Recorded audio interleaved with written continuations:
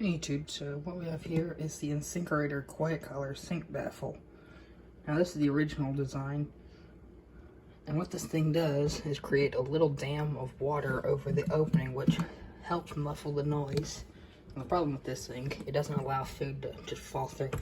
Unlike a traditional sound baffle, this thing works pretty well. Food just goes right through it. This one you gotta push it down in there, so we'll turn it on.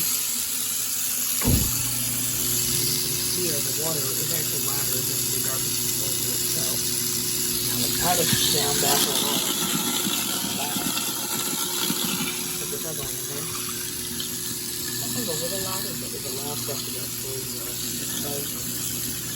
This time.